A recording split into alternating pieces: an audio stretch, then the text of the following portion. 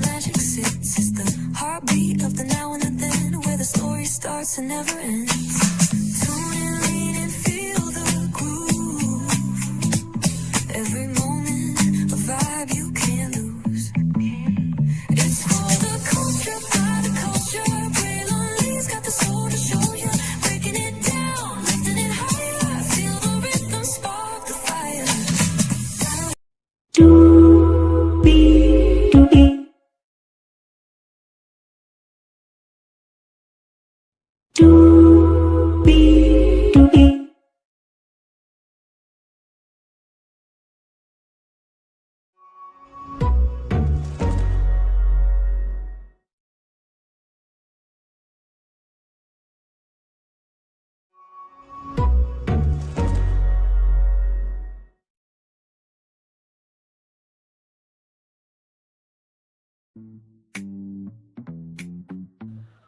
Well, hello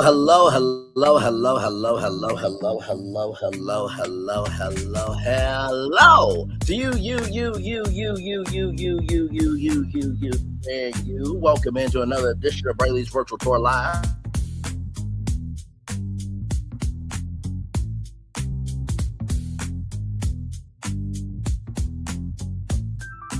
Glad to have all of you here in the building with me. So, y'all, Neal Mohan, the CEO of YouTube, did an interview with the New York Times, and I want to break it down with y'all, give my commentary on it. It is public information, and you know what we do with public information? We expand the conversation. So with that being said, let's get to it, because higher is waiting, low is available. But either way, we got to go on tour. Yes, indeed, we do. Let me take down this iconic intro here. You see that virtual tour background? Yes, you do. You hear that virtual tour music? Yes, you do. And then there is, hey, everybody, welcome in. Glad to have all of you here. So we're going to start off with some articles that I've utilized before to bring you to that interview from the New York Times. Hello, Patricia Parrish. Welcome in. Glad to have you here. So let's get to that.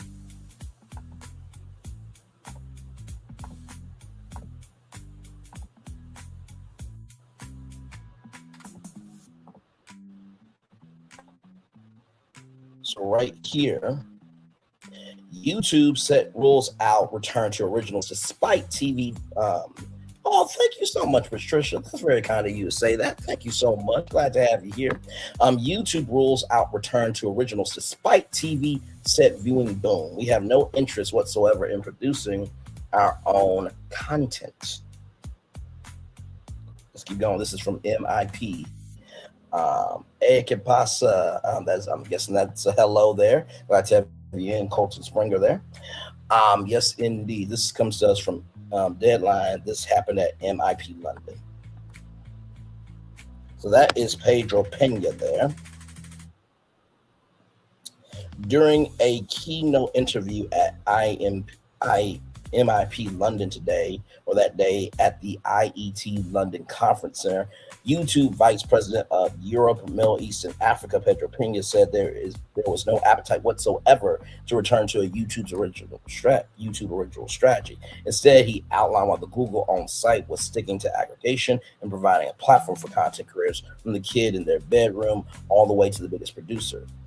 There's a lot of misconceptions about YouTube and fears associated to what YouTube presents and does, said Pena. The first thing to say is that we're an open platform. We exist to provide the ability for content creators to use the platform, upload content, make it available. So here's the thing, right? They used to have a platform called YouTube Red, right? Before it became YouTube Premium. And they had some YouTube originals on there, but it was from bigger content creators. And there was a article just recently, not too long ago actually, that talked about you're not as boring as the others and you're pretty entertaining. Have you been watching me for a while, Patricia? Okay, then thank you so much. I do the best I can. Actually, let me see something real quick. I think I have that article. Hang on.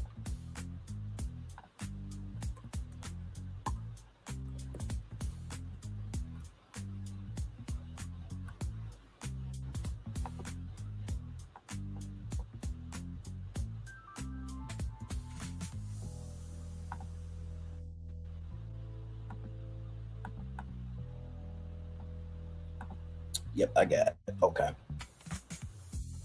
we'll get to that article here in a little bit. Like I said before, they had YouTube originals, right? But it was from bigger content creators. The thing that really gets to me is that, like I said on the thumbnail, you have content creators that have moved off of YouTube, right? You have Mr. Beast, who went to Amazon for Beast Games. You have Liza Koshy, who went to Nickelodeon and Double Dare. She also has hosted Dick Clark's New Year's Rockin' Eve on ABC. You have Markiplier, who just did a movie called Iron Lung, independent film, and made it do what it do in Hollywood. And then you have Lily Singh, who did an NBC late night show called Little Late with Lily Singh. So it's interesting that Pedro Pena said this statement of there's not an appetite whatsoever to return to a YouTube original strategy when I've pitched YouTube Studio several times, as you're about to see here in a little bit. But let's keep going.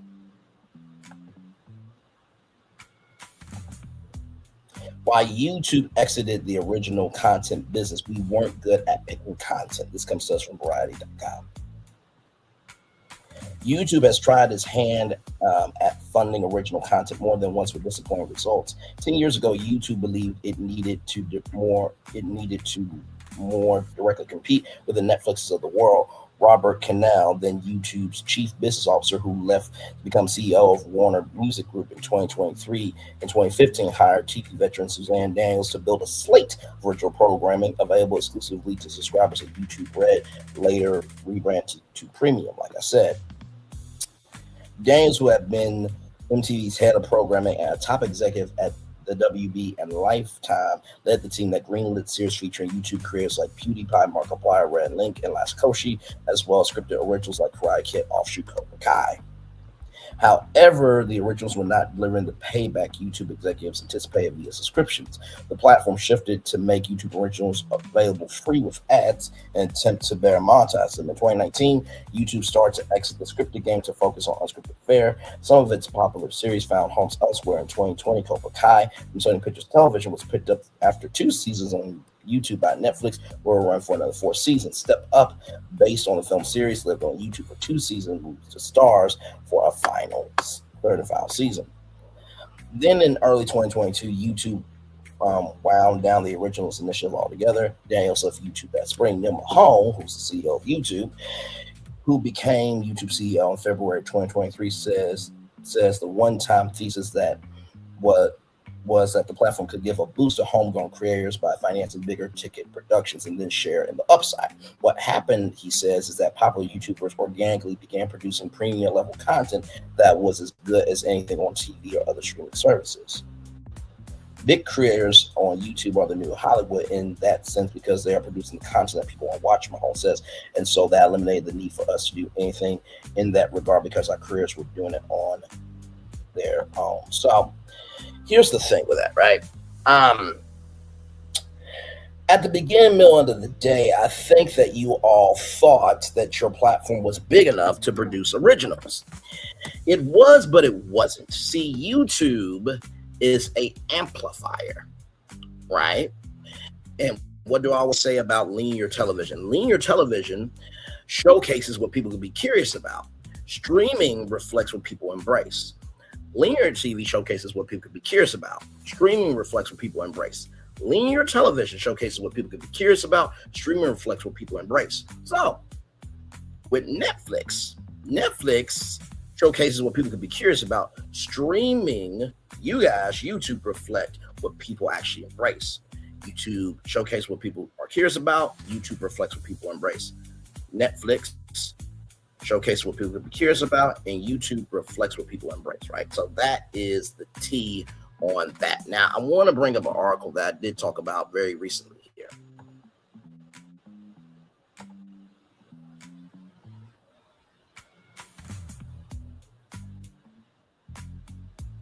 Okay. YouTube executive counters Netflix rivalry talk, highlighting platforms' global reach and $100 billion in creator economy payout. YouTube's managing director in France and South Europe, Justine Riz, spoke at a fireside chat hosted by Series Mania in Lee. So this happened on March 25th, 2026. So a very recent article here. A week after Netflix co-CEO Ted Sarandos called YouTube a straightforward direct competitor, the platform's managing director in France and South Europe, Justine Riz, proved him right as she unpacked YouTube's strategy in the content business and global reach. For example, one of those YouTube shows was Pop the Balloon. You guys remember that? Now, Pop the Balloon is still popping on YouTube, but it was canceled after one season. Yeah. Yeah, I know. Let me see something.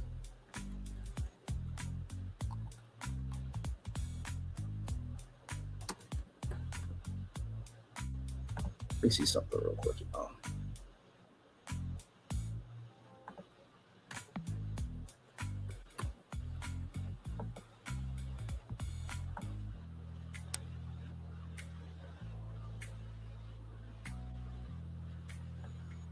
Trying to think of this.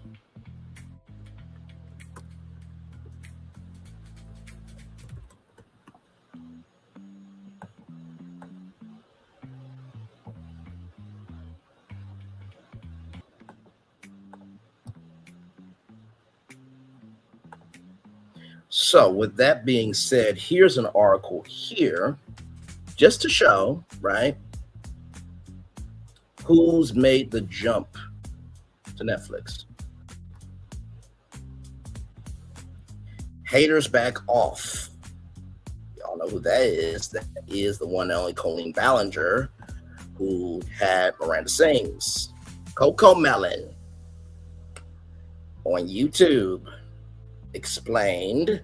Fox Media had the company behind the website Papa YouTube channel has long produced the series Explain that to YouTube, Netflix rather.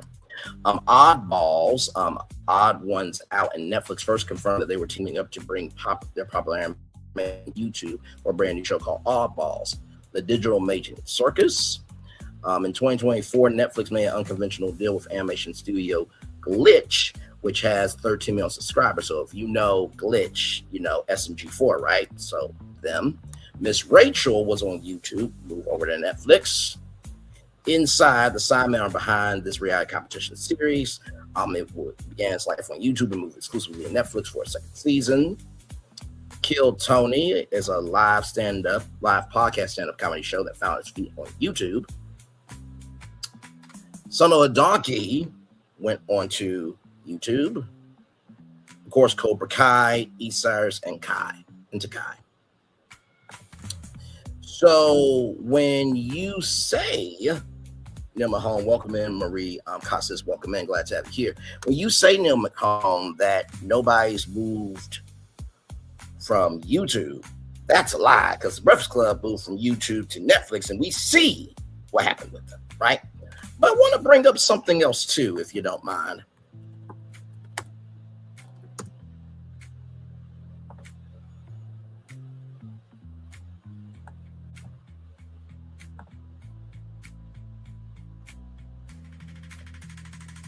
Netflix in talks to air Hot Ones live shows. Netflix is looking to heat up its live television slate. The streamer is in talks with BuzzFeed. It was formerly at BuzzFeed Hot Ones, but now it's First Week Feast.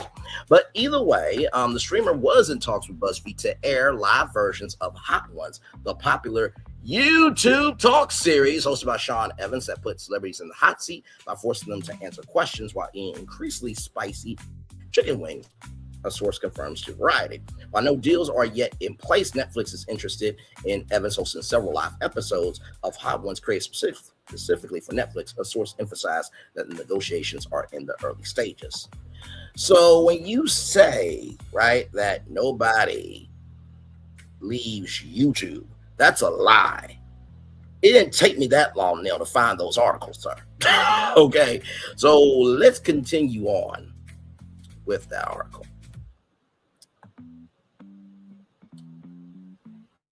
A week after Netflix's co-CEO Ted Sarandos called YouTube a straightforward direct competitor, the platform's managing director in France and South Europe, Justine Riz, proved him right as she unpacked YouTube's global YouTube strategy in the content business and global reach. So right here, speaking at a fireside chat hosted at Series Mania in Lee, the Paris-based executive said YouTube paid out more than $100 billion to creators, artists, and media companies between 2021 and 2025, the end of last year. That figure outpaces Netflix's estimated $79.5 billion in cash content spending over the same period. She said the comparison with Netflix highlights YouTube's growing weight in the global content economy, even as it stops short of acting as a conventional commissioner. YouTube does not buy upfront and doesn't commission content as a broadcaster or streaming platform do. But we pay back more than half of our revenue to the right owners who are behind the YouTube channel, she said. She said YouTube tried to commission content like streamers in the past when it launched YouTube Red and abandoned it. We completely failed, she said candidly. We started to acquire some content, but when you go into that direction, first of all, it's a different job. You have to have a completely different set of skills. Then you have to propose a new grid with new formats every month, every week, every day, every hour. So here's the problem, right, with this, Justine Rist. You are correct and incorrect, my darling. With YouTube Red, it was a premium platform, correct? Yes, it was. The problem was y'all didn't really have a launching pad to talk about these shows, right? So imagine if you had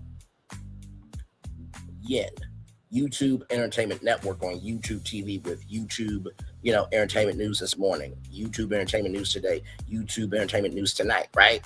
I think YouTube TV has 8 million subscribers, right? Paid subscribers, by the way. But still subscribers in terms of just the totality of it all, right? So if you had a platform to promote your YouTube originals, then maybe people would know about them. And with YouTube Studios, what would happen is, let's just say, for example, right? Let's just say Brainley's Virtual Tour Live becomes a original on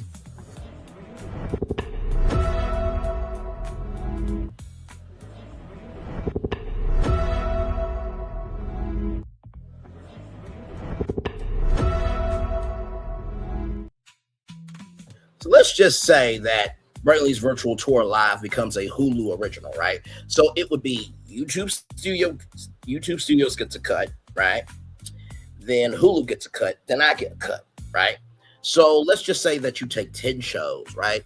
10 shows that YouTubers are already producing, already creating, and already are broadcasting on your platform, that some of them are like Mr. Beast, some of them are like me, right? And other content creators that they may not be Mr. Beast or Liza Koshy yet, but they have the sauce, they have the juice, they have the flavor to go the distance, right? And you do, let's just say, a 2 to 3 year deal. And within those 2 to 3 years, then you guys, every year, you guys do a content review, sit down with that content creator virtually or in person. They got to fly out, and they make it do what it do. You pitch those 10 shows to 10 different platforms, right? And then guess what? Everybody gets a cut. But then after 100 episodes, it's off net syndication. So then you can sell those YouTube originals to other networks. And then the funneling of money comes in for YouTube, the production company, and the content creator. So that's why it failed. Because with a streaming service, y'all did not understand that you just can't put up the most popular people without it relating, right? So just because they're popular doesn't mean that the culture is going to embrace them. Just because they're popular doesn't mean the culture is going to embrace the format. Just because they're popular, the person's popular, doesn't mean the culture is going to embrace the format. That's why it failed. YouTube Studios can work. And like I said, you have Tubi with Studios, right? I'm going to play that video here in a minute. Then you have NBC Universal Launch Unscripted Accelerator, right? Where 5 content creators got a $20,000 development deal. It used to be for NBC Universal and all the cable networks before the cable network spun off into their own company called Versant. Bravo is staying with NBC Universal and Peacock as well.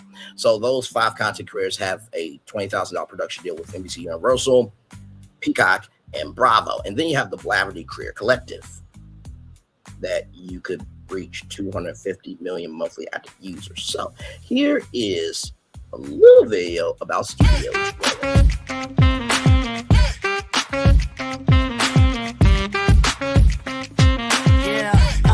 Yeah, we hustle all day. Yeah, we're working, let me play. You know me, work real hard, now we're ready, let's play. Ay, hustle up, yeah. Ready, set, let's go, yeah. Hustle up, yeah. Ready, set, let's go. Turn it up, turn it up, turn it up, turn it up a little louder.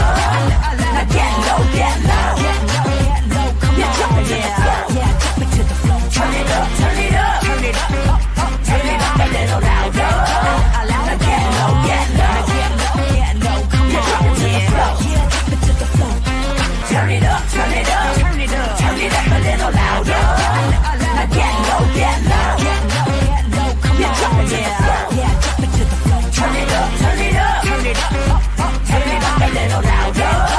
Now get low, come on, drop it to the floor, yeah, drop it to the floor. Turn it up, turn it up, turn it up, turn it up a little louder. So you saw that, right? Build your hype team, right? Bring your show first. Build your hype team. If your show is a hit, we'll greenlight the next one. No bullshit. That's what they said, okay, at Tubi. Now, here's the gag. You ready for this? Because long-form content is trending more and more and more, Tubi...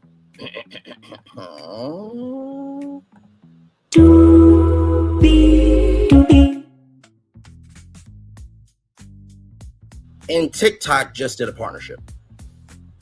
No, I'm not joking. Give me a moment.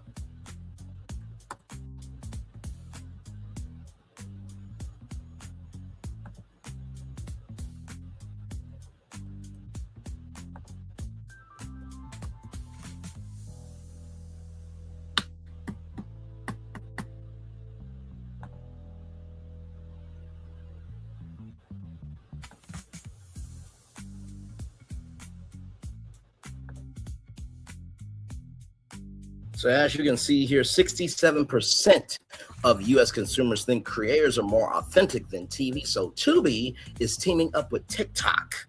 Okay? All right, let's get into it.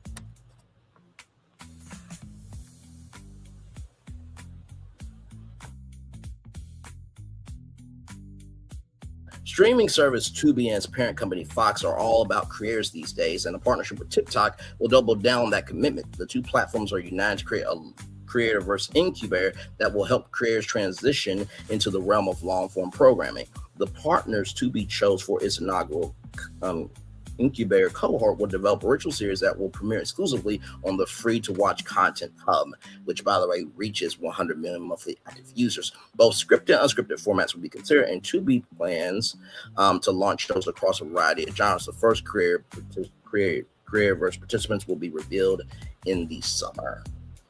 And not to mention, Fox has Fox Creator Studios, with the first vertical being cooking and food, with Roseanne Pansino and Gordon Ramsay leading that vertical. You don't think entertainment and pop culture is going to be coming up? You don't think horror is going to be coming up? You don't think that, bartending and mixology is going to be coming up as a vertical? You don't think tech will be coming up as a vertical? And then you got to think about Fox One. Fox One is Fox's streaming platform. They said there's not going to be any original content. If you have Fox Creator Studios, I'm sure you're going to put some original content on Fox One.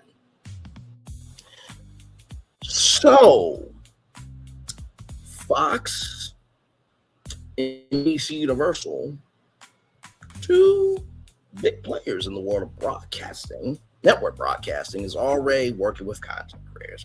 And the platform that has the most content creators going to mainstream media doesn't want to recognize what needs to be done.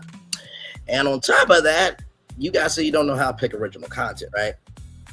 Y'all broadcasted a whole NFL football game from Sao Paulo, Brazil for free on YouTube. And then you're bringing the Oscars to YouTube in 2029. You guys got the deal for 2029, 2030, 31, 32, 33. So a 5-year deal. But you failed again the venue deal. Now, I'm sure that they were probably talking, maybe it didn't work out. But on the surface of it all, the Academy and AEG decided rather than stay in the Dolby Theater, formerly known as Kodak Theater, that the Academy of Motion Pictures Arts and Sciences partnered with a Canadian firm and invested $94 million that's already built for the Oscars. AEG and the Academy of Motion Pictures Arts and Sciences, the Oscars, said, we're going to move it to the Peacock Theater. And now the Academy has to invest more money into the Peacock Theater. So their thinking is, hey, guess what? Hopefully by 2029, because you got 2026, 2027, 2028, 2029, hopefully in 4 years, the Peacock Theater will be where it needs to be. So that's a 10-year deal from 2029 to 2039. But y'all couldn't get the Oscars at YouTube Theater, which is by SoFi Stadium. I mean, like I said, SoFi Stadium could have had the Oscars watch party in the stadium, and then the American Airlines Arena could have been for the red carpet and all that stuff, and fan activation zones for, you know, fans and brands and everything in between. And then inside could have been the Oscars. Now, for those of you who don't know, I believe the Dolby Theater holds 3,334 people. The Peacock Theater holds 7,100 people. But here's the gag. You ready for this? YouTube Theater holds 6,000 people. 1,100 less people. But you mean tell me you're bringing the Oscars to YouTube in 2029, but you couldn't get it to happen at the YouTube Theater? Okay. So let's look at some history of Braylon Lee talking about YouTube Studios, okay? So right here, the host discusses reports from Variety saying YouTube is now worth between $457 billion and $550 billion. It is described as the new king of all media, outperforming traditional TV networks like Disney and Fox. And there's that Pedro Pena article right there. And NBC Universal in engagement and viewing time. And we keep scrolling.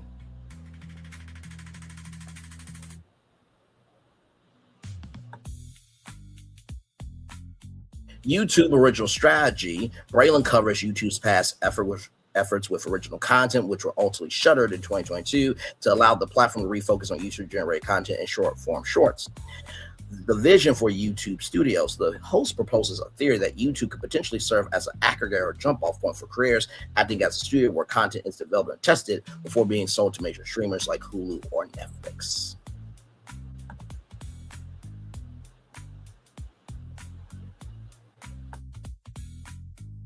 So this is not a division, but this is a new initiative. But either way, the climax of the video centers on a recent Reuters report that Google has launched a new film and television production initiative called 100 Zeros. This effort, in partnership with Range Media Partners, is intended to scout and co-produce projects to be sold to traditional studios and streaming platforms.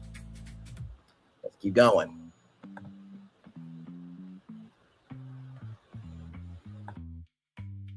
YouTube Spaces. The video revisits the history of physical YouTube Spaces studios provided by the company for creators to learn and produce content to illustrate how the company has supported production in the past.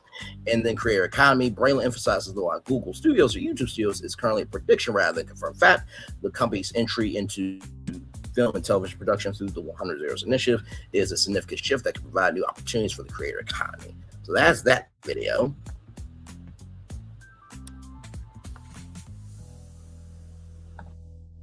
I talked about this 10 months ago.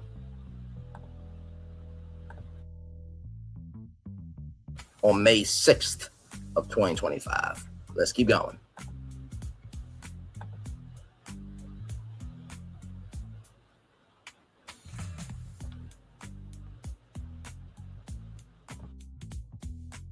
YouTube as a media powerhouse. Braylon highlights how YouTube viewership on TV sets has surpassed mobile devices in the United States, knowing that the platform is now the epicenter of culture and global conversation. Sports Frontier major focal point is YouTube's aggressive push into live sports, specifically the multi-billion-dollar NFL Sunday ticket deal and the successful broadcast of exclusive NFL games, which Braylon identifies as the final frontier for digital platform dominance. The case for YouTube Studios, once again, there is that platform, YouTube Studios, coming right up the rear.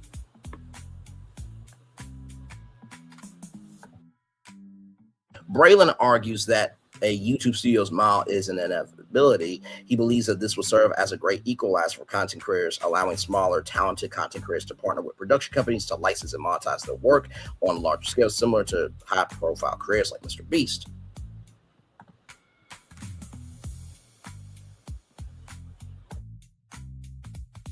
The video covers how traditional media giants like Saturday Night Live, NBC are finding their biggest reach on YouTube, how companies like Banjai Entertainment are launching career labs to modernize dormant intellectual property with digital talent. And also, Studio Lambert is also in the process of creating content exclusively for YouTube. So big production companies that are on linear TV are now getting into the YouTube space. Let's keep going.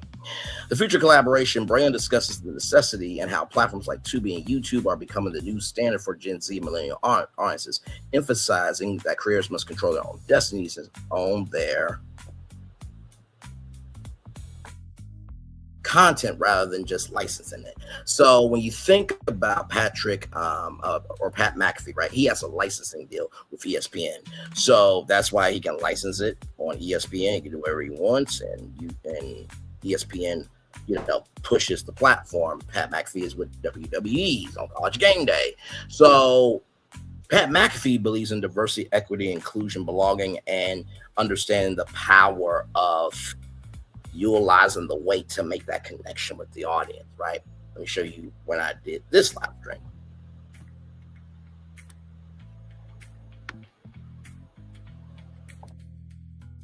I did this live stream 5 months ago.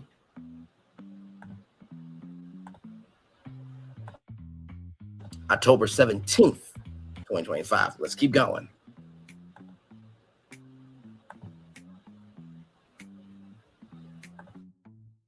Now, this was talking about the updates to live streaming on YouTube. Let's get into it.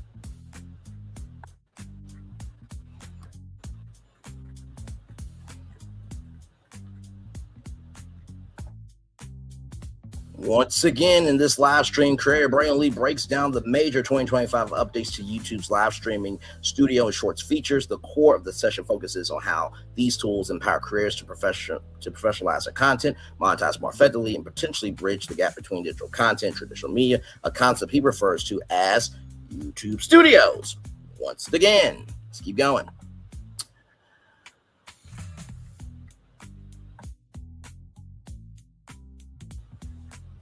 Give me a moment, y'all. There we go. Live streaming enhancements. YouTube is expanding the ability for creators to perform live reactions to other broadcasts and events. Now, that also determines, the wrinkle with that, rather, is will you get a copyright depending on what you are reacting to? That is the question. It also introduces artificial intelligence AI-powered highlights, which automatically generate shareable shorts from compelling moments in a live stream.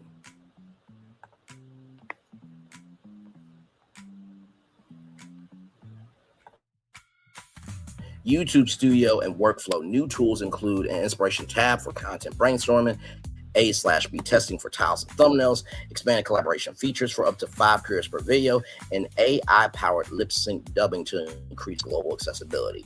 So imagine my voice dubbed in every language across the world. That's pretty much what AI-powered lip sync dubbing is. And then monetization and brand partnerships. YouTube is introducing more flexible brand partnership formats. Instead of permanently burning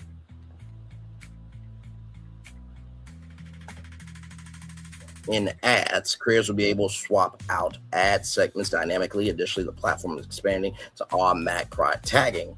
Generative AI and Shorts' new creative capabilities are rolling out, including the ability to add motion to photos, restyle video aesthetics, and use AI motion to videos, restyle video aesthetics, and use AI to generate a first draft for raw footage, or even create songs based on video dialogue. Hey, 4 people, welcome in. Glad to have you here. Hey, Florentin, good to see you, good sir.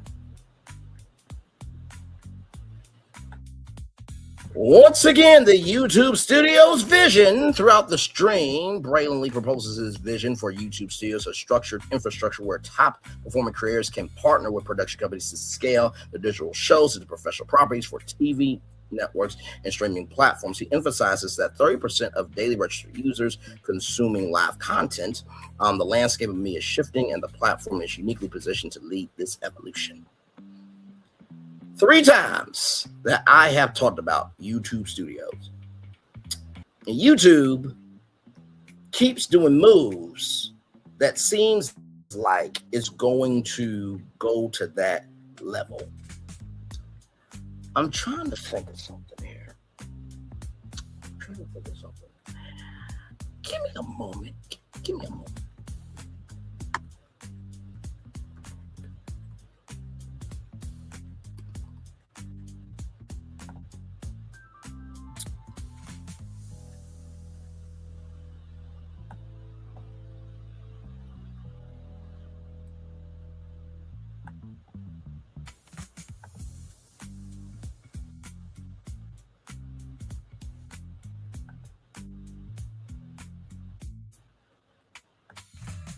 So y'all really want to play with me, huh?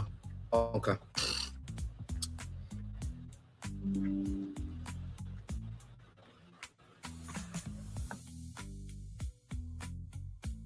Now on board, we've teamed up with YouTube to help you discover more of the world you love. Our partnership reflects Delta's vision of blending cutting-edge technology with meaningful collaboration to enhance your travel experience on your upcoming flight.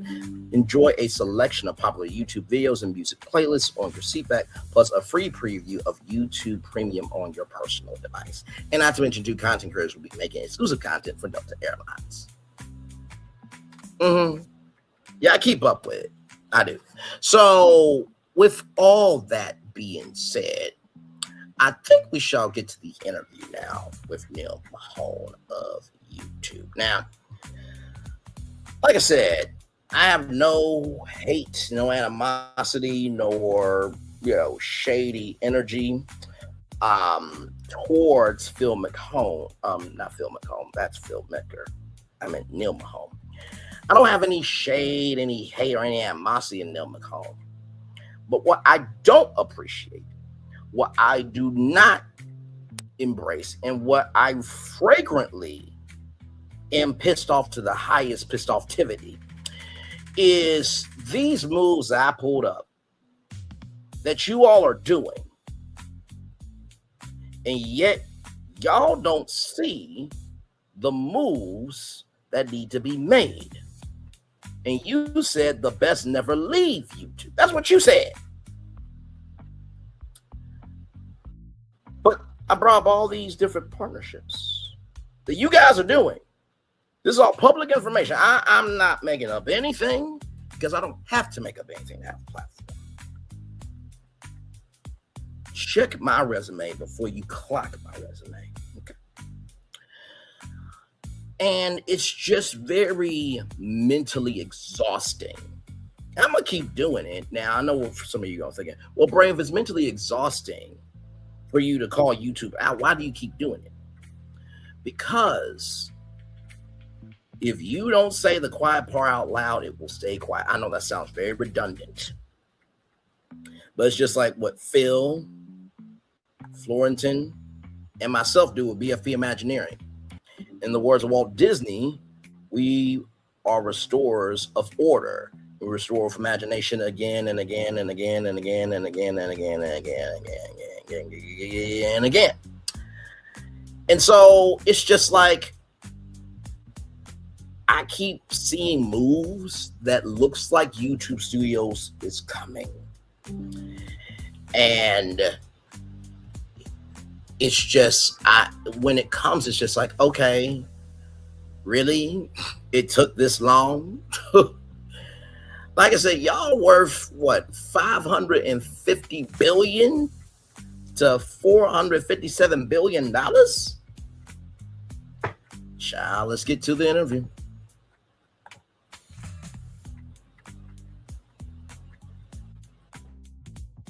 From the New York Times, what is YouTube's dominance doing to us? We asked its CEO.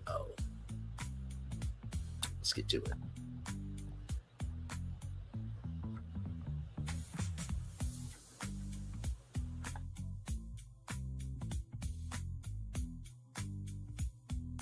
By the way, shout out to Lucia Garcia Navarro.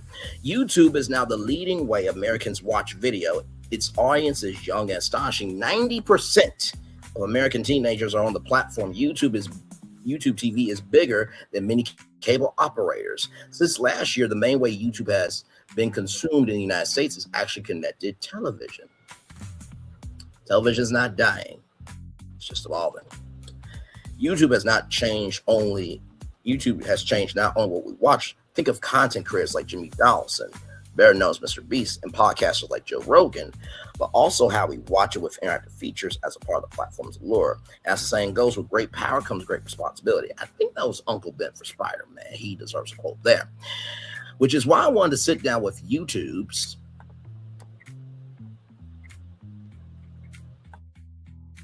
Chief Executive Neal Mohan, who has led the company since 2023 and overseeing its rapid growth. The platform's rise hasn't come without controversy. Just this week, a jury in California found YouTube alongside Meta neglect for harming a teenager's mental health through its addictive features. That verdict, which YouTube said it will appeal, came down, and after Neal and I talked, our lengthy conversation did cover YouTube's impact on children and on us all. You can read that conversation here. You can watch a longer version, of course, on YouTube. I believe that was what, $5 to $6 million, the verdict, but it was in the millions for sure. Let's keep going.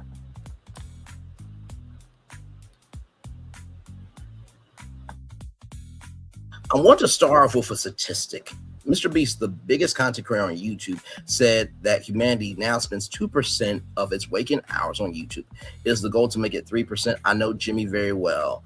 He and I have not done that math together. Laughs. We measure ourselves by this concept of whether viewers, all of us, the 2 billion people that come to YouTube every single day, are satisfied by their experience. And we have grown. We are the number one streamer. We have an incredibly large podcast platform. And I will watch this conversation on YouTube. Of course, he will.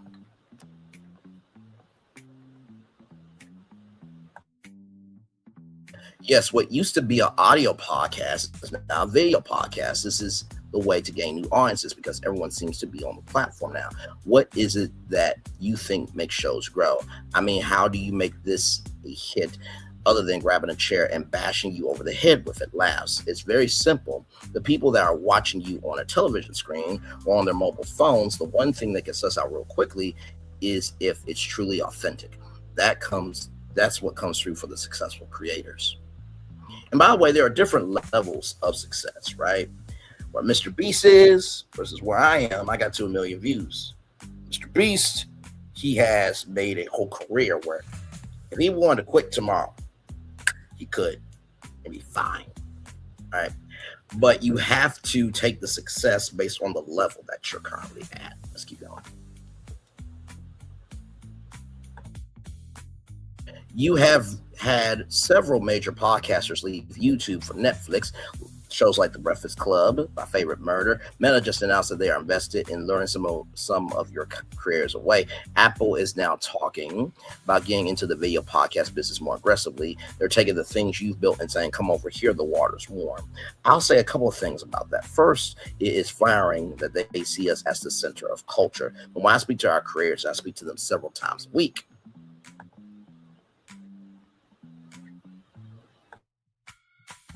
What they always tell me is that no matter what they look to do, they understand that YouTube is their home. There will be no Beast games if there weren't Mr. Beast on YouTube. Jimmy knows that. I have not come across YouTubers that completely yank their content off YouTube. I can't imagine why they would do that. And frankly, they're in a position where they can say no to that, right? Because the nice thing about what they built is that there are other places that are so desperate to work with them that they'll acquiesce to what our YouTubers ultimately know is the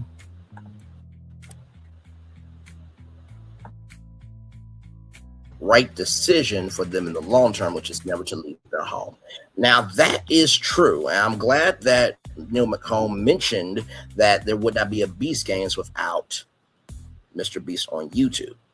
But still, they are leaving YouTube to expand. So technically, they are leaving. keep it a buck. There was an interview with Liza Koshy where people asked, like, why aren't you on YouTube? So people have left YouTube, Neal. Listen, I know you speak to content creators several times a week. But hey, like I said, I found all those articles very easily. Let's keep going.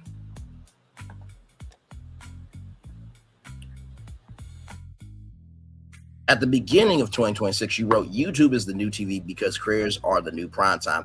I think one of the things that has Hollywood nervous is the question of quality. Prestige TV is something that is hard and costly to make. YouTube is mostly not that. I was looking at all these guys on how to get your videos to do well on YouTube, how to get the algorithm to like you, amplify you. Are you adopting any of them? Not yet, but it's all about tapping into a lizard brain and not about elevating things that have a narrative arc, that have character, development, that have more complex decision making. Are we losing something with the dominance of the kind of creator economy that YouTube specializes in? This is a conversation that the industry likes to have, and it's often the industry just talking to itself, to be honest. I think it is presumptuous for us to tell people that what is high quality or low quality or prestige or not. Have you heard of Roger and Ebert? That's all they did was critique films. But okay, moving on. At the end of the day, 2 billion people come to YouTube and they find what they love. And there's every type of creator and every type of genre, because it's a reflection of humanity. And I do agree with that. There is an audience out there for everybody. Here's the gag, as they say. If you want to reach everybody, you have to have purpose. If you want to reach the few, do anything. I said it 2 more times. If you want to reach everybody, do something on purpose. If you want to reach the few, do anything for attention. If you want to reach everybody, be on purpose. But if you want to reach the few, then just do anything for attention. Back to the article here, back to our interview, back to our show here. We have incredible creators that are producing amazing scripted content in Hollywood, like Elaine King Chow or King Gardion, who have built sound stages. I would put that up against any quote unquote prestige content out there. I would put Miss Rachel. Did I mention Miss Rachel left for Netflix? Yeah, I did. Or Mark Rober or Cleo Abram against any quote unquote traditional produced content. And the great thing about it is that when the next Miss Rachel, the next Mark Rober comes along, who's even more creative in a different way, they get a shot. They get a shot at it as well, as opposed to someone in traditional media saying, "No, I don't think your idea is a good one or it's low quality." Who are we to say that?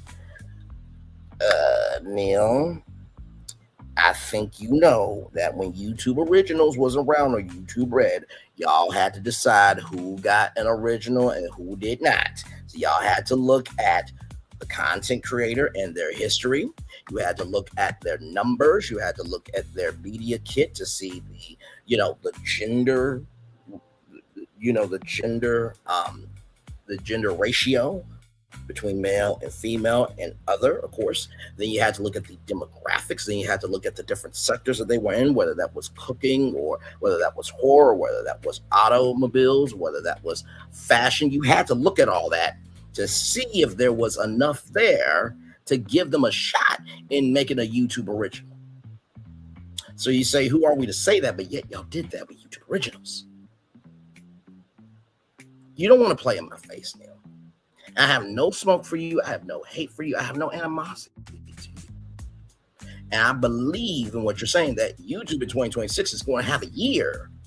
But in order to have that year, you have to be real about the moves happening around you so you can handle what's in front of you. You have to be real about the moves that are happening around you so you can be real with what's in front of you. You have to be real about the moves that are happening around you so you can be real about what's in front of you. Let's keep going.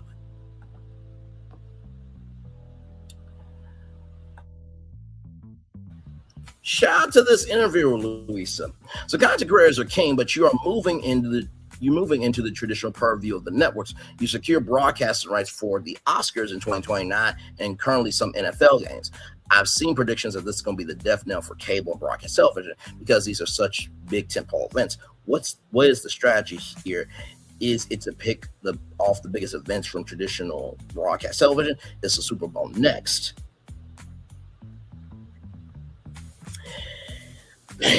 You know, it is really nice when you can relax, relate, and release to know that you've been on it.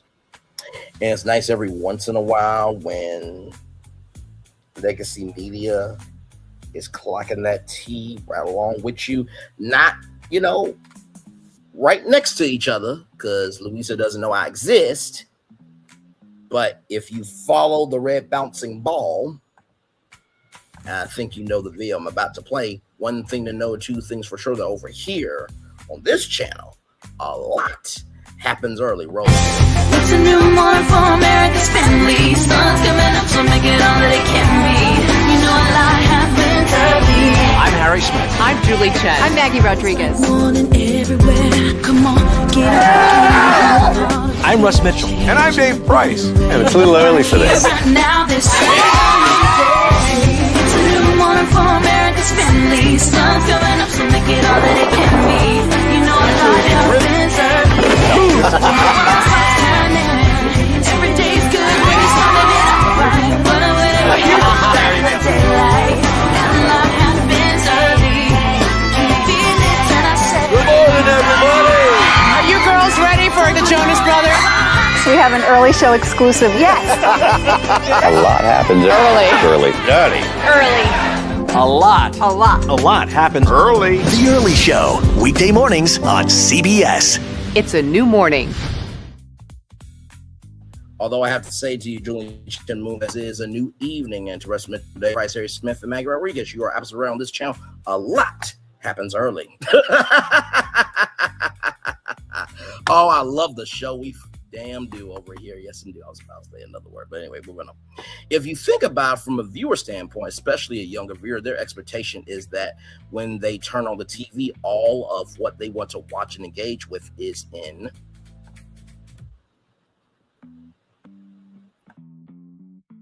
the same experience. That's everything from 15 seconds short, by the way. Lots of people watch shorts of televisions, to a 15-minute classic YouTube video on demand, to a 3-hour podcast or a 3-hour NFL game or a 15-hour live stream, because we have lots of streamers on our platform. And the expectation is that all of that is a seamless experience that they can get through their recommendations on YouTube. I have an 18-year-old son. He's a sports nut.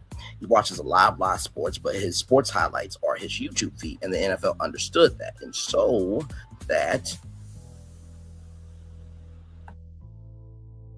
led to the partnership. The Oscars was a similar type of conversation with the Academy. Since you mentioned the Oscars, did you see Conan O'Brien's skit this year where he poked fun at YouTube? He had 2 YouTube jokes, actually. What did you think? I think Conan is very funny. And actually, he's a YouTuber. He's been on YouTube for a very long time. His Team Coco channel does really well on YouTube.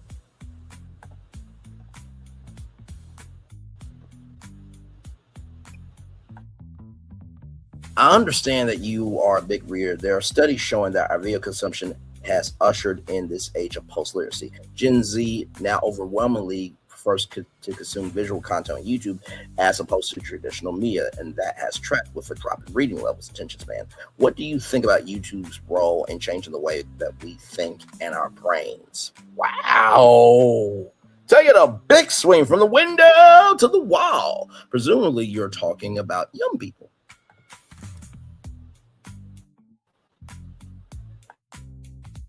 My brain too, yeah. I have 3 kids of my own, so as a parent, I think about their development every single day. I encourage my kids to run around and touch grass. I encourage them to read as much as they possibly can. On YouTube, there's content we describe, the young people find entertaining, and they are learning new things on a regular basis. This isn't a gotcha. I'm genuinely curious. Do you think it matters that they are learning things through video, and that's changing the way they absorb information? I think that video, just like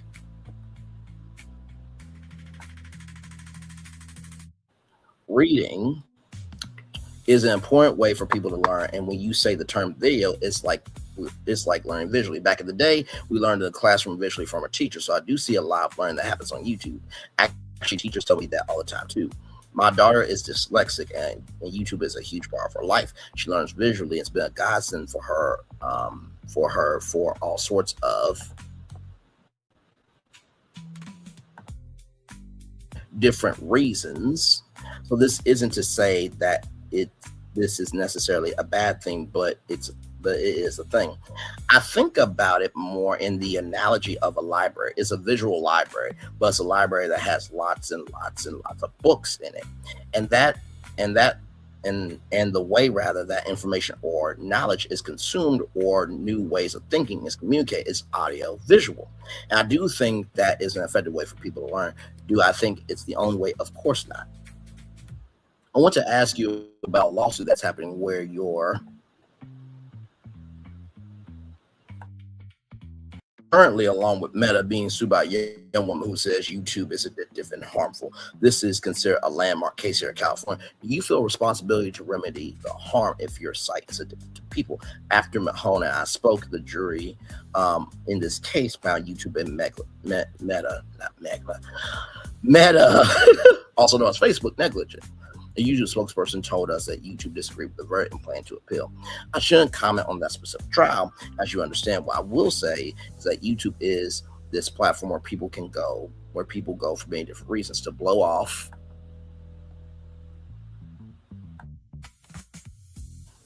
hey Phil, so good video, yes indeed. To blow off steam, to listen to their favorite artists, to connect with community, and to learn. So should we be thinking about protecting young people in the digital world as opposed to protecting them from the digital world? The best analogy I can think about is teaching my daughter to ride a bike. It starts with training wheels. You take off the training wheels, and eventually she can ride her bike and be on her own.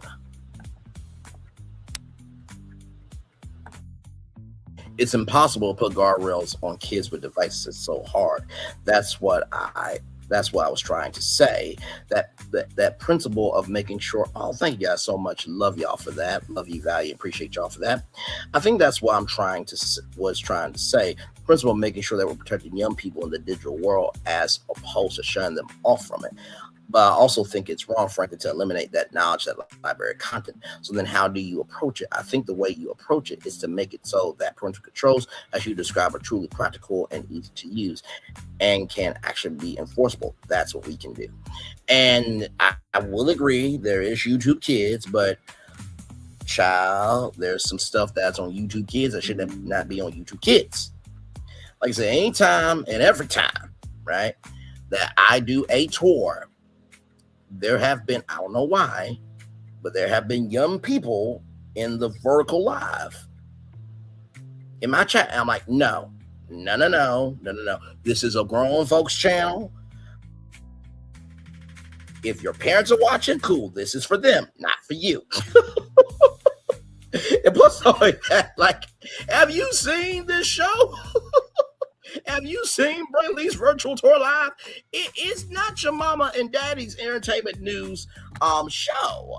It is the after show for the culture of the culture by the culture, where we travel on the highways and byways of the possibilities of what could be by going to the hottest virtual destinations across social media to tell you the who, what, when, where, why, and how of why people are connecting with these virtual destinations. That's our show. It gets knees weak, arms heavy like spaghetti energy over here. And I get what Neal is saying, right? Kids do need to learn, but there is a context, conjecture, and connection of how that should happen. Now, if you and your kid or kids or child or children or rascal or rascals, that's an old school term.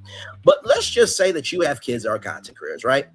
This edition of Brainley's Virtual Tour Live is a great episode of the tour to show them, right? Because I am talking about the creator economy in a context, conjecture, and context, conjecture, and connection, rather, that is giving a great weight to what you can learn from this. This is the CEO of YouTube saying what the platform is. There are lessons and blessings and reflections that you could take to apply to your content. That is way different than me being with BFP Imagineering going off about how much of a dumb actual social self Disney is being in their creativity. That's way different.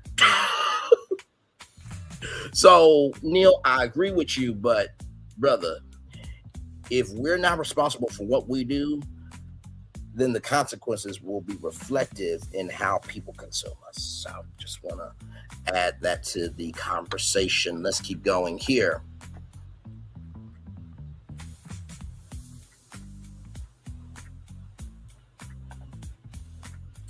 As a parent, which I know you are, it can feel like you're fighting against Silicon Valley, like you're trying to put some guardrails and some order in the household. And you are fighting against these giant corporations, of which you are one. It feels for many parents like they just lose the battle. I think about how young people are growing up today. There are amazing things that happen, that access to information, to knowledge, because of platforms like YouTube. I also understand the challenges that you're describing, rather.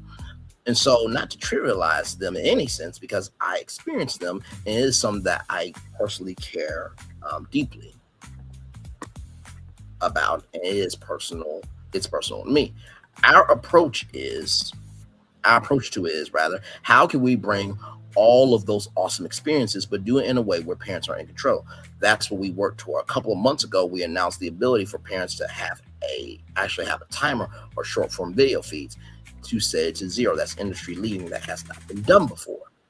So here's a question for you, Neal. Will you all also get there with long form content? Because there are gamers, right?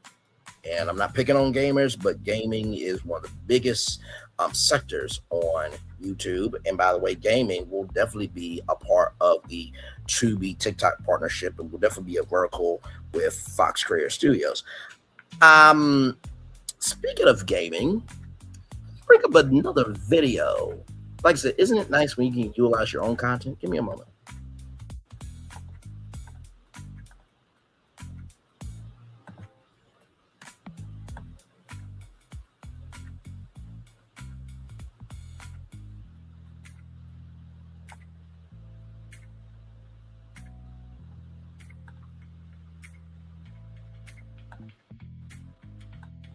Hey, we need a quick revision. Can you send the updated file by end of day? Variety of viewpoints together so that, we're not having to do a big independent outside study to figure out what those desires will be. Customer's never wrong, right? Unless they say we hate their team, then they're wrong. They're rarely wrong, but, if you read X comments, you might see that sometimes they're wrong. Maybe you disagree a little bit. We do love audience participation. We certainly are encouraging that as much as possible. So let's take a question from our virtual audience from the Q&A box. Braylon asked, with Super Nintendo World opening at Universal Epic Universe, would primetime Nintendo e-gaming tournaments ever come to NBC Sports or Telemundo? Very interesting question. I guess, Joaquin, we could start with you. They finished with Telemundo. I'm going to put you on the spot. Good. We're going snake around like yeah, we the can draft. snake around. I like it. You got first pick. Yeah, that's definitely something that we could explore. Yeah, for sure. Yeah, it's just such an interesting, because it's not a traditional sport in theory of you get out and you see someone on a basketball court or even to the point of a Kentucky Derby, but it is something that gains a lot of popularity. And at the end of the day, I'd imagine if it draws eyeballs, it's still going to pay dollars and cents. Yeah, we've done a lot of esports, different platforms, like Ron was mentioning, YouTube, Twitch, even taking them to non-traditional platforms like broadcast or cable. So yeah, always exploring. Samir, do you have any thoughts on something like that? Yeah, no, same. Whether it's e-gaming, we've looked at, pickleball, drone racing. There's a lot of sort of, different new and emerging sports, and we really take each on like a case-by-case basis. And, who's the audience? How does that compare to our existing audience? Sometimes it's good to have some overlap. Sometimes it's good to have a totally new audience, and we really look at that. And also, what's the right platform? Is this something that we should put on TV? Is this something we should put on streaming? Or if we should partner with for a different platform? But we look at things opportunistically, and especially things like gaming that are really, sort of, really at the forefront right now of consumption. It's definitely something we look at a lot. Alexa, I'm curious your perspective, because as someone who does something like a dog show, it's not your typical sporting event, but you clearly have an audience that you're trying to hit, exactly what Ron was talking about, considering the customer. So if you were to produce something like esports, how niche are you making it, and how much are you then trying to distribute and grow the audience simultaneously?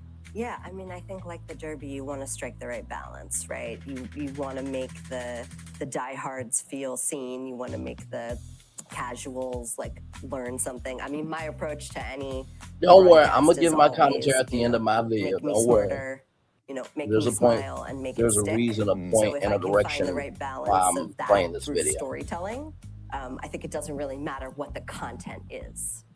I like that. Let's go to another audience question right here at CNBC. State your name and your school and fire away. Hi, my name is Nicole Pissarro. I'm from Montclair State University. I wanted to ask, what is one thing about the industry that you all didn't know before you got started? Oh, that's always an excellent question. Ron, we're going to start with you. I didn't know that content could be consumed, created, and edited from an iPhone, because the iPhone didn't exist when I started in the industry. So that's one thing I would say. And then I'll just use that to say I'm continually amazed and thrilled with how we are constantly evolving and pushing. And you mentioned Epic Universe in the recent question, and that's just a great example of the creativity of our company. I got a chance to see it about a few weeks ago, and a very proud moment to be a part of this company. It's awesome. But I think the creativity, and there really is a spirit in this industry that if someone can think it, it can happen. We do have an Epic Universe piece coming up later in the show, so that's always exciting. I like synergy. That usually is fun when it works out. Samita, what about you? What do you think? So I was spending a fortune on sleep supplements that. So I played that video for a very particular reason. Let me explain to you why I have Jimmy Neutron brain blasts, right? You have Super Nintendo World at Universal Studios Japan.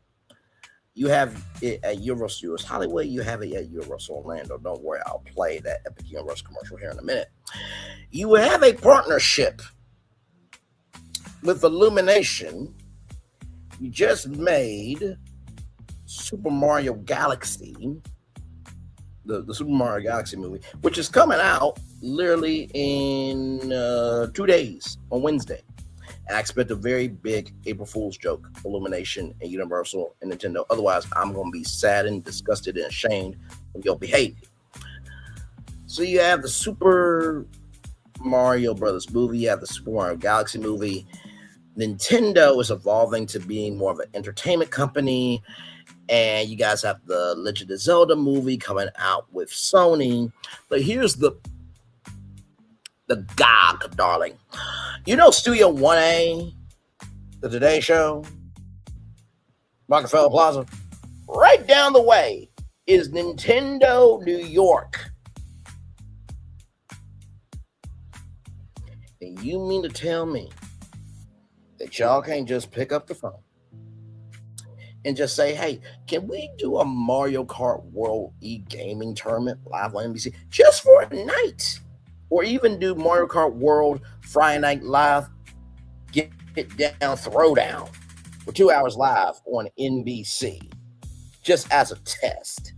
And you know why I played that video for my dad? He was like, they danced around your question. It is quite sad that they have the resources to do it, but yet they're not executing it. Let's continue. Let's continue. Let's continue. Let me play that Epic Universe commercial real quick for y'all. Roll it. Prepare for a journey beyond imagination, beyond belief, beyond anything you've experienced before. Universal Epic Universe, a new theme park where you'll step through extraordinary portals to 5 immersive worlds. Prepare for a cosmic voyage of discovery, an isle of fire-breathing excitement, a shadowy world of monsters and mystery. New wonders in the wizarding world. And a new way to play. Plus the splendor of a magnificent resort hotel overlooking the park.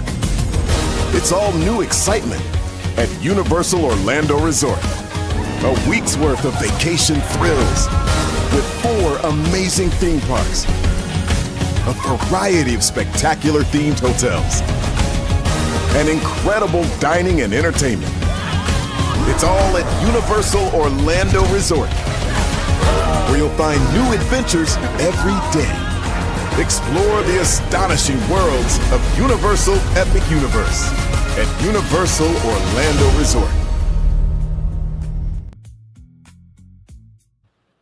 So you mean to tell me y'all can't make that happen at NBC, Universal, and Telemundo? You do know that the bulk of e-gamers is blacks and minorities. You do realize that, right? But okay, let's keep going. Let's keep going with the interview.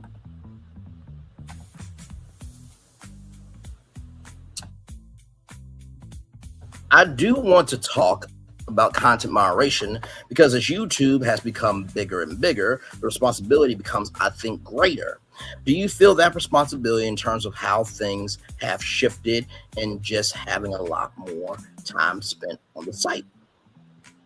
Every single day, is my top priority in many ways. I'll often say that YouTube is a reflection of what's happening in the world. But what happens on YouTube also impacts the world. That's the motivation behind the responsibility. We are a platform that prides itself on being open without a gatekeeper.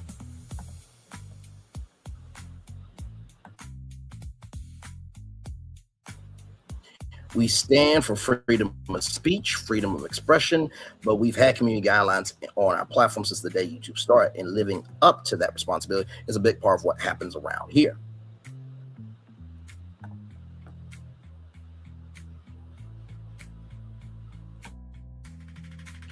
Starting in 2020, YouTube deplatformed a number of accounts for spreading lies. You have replatformed many of them, notably 47. After January 6th of 2021, you had suspended 47's account. YouTube wasn't alone that. Many other platforms did the same. 47 then sued, accused you of censorship, and you reset his account in 2023. Then Google, your parent company, agreed to pay nearly $25 million to settle the case last year without admitting liability. Were you wrong to ban him in the first place? I'm trying to think of the policies that were in place back then.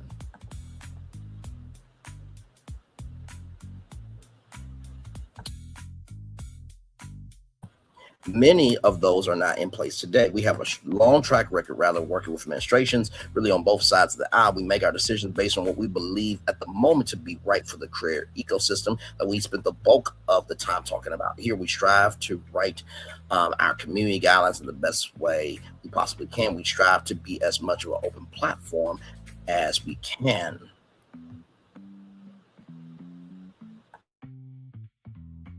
But was it the wrong decision, at the time to ban a former president?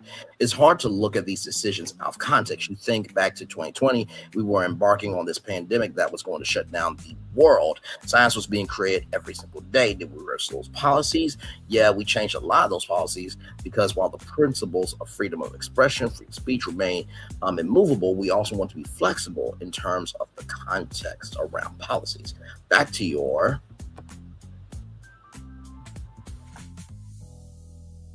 question about around the president's channel in January 6th. I can't remember the very specific policy that was in place then, but that was during that particular time period. Fast forward, a lot of those policies, even independent of the lawsuit, were depreciated policies. So when I took over as CEO, one of the first decisions was to bring that channel back. I'll inform them that the weather is good for a stroll from Nintendo from their Rockefeller Center. Right. And this is the thing too, right?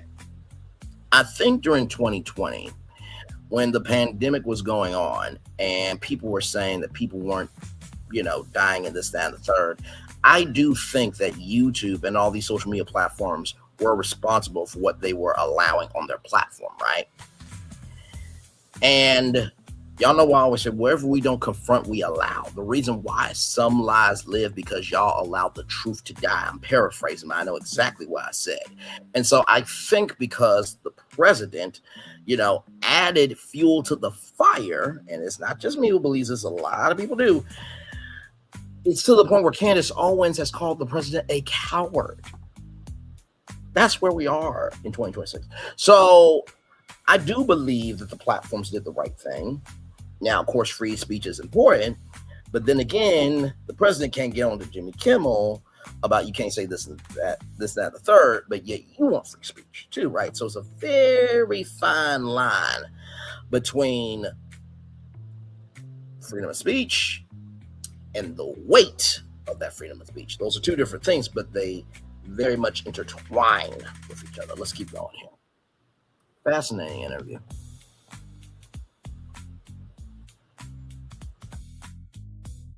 That was your decision. That was ultimately my decision. Yes. The money, should we say, is being used to remodel the White House and pay for 47th ballroom. Do you worry about the optics of that?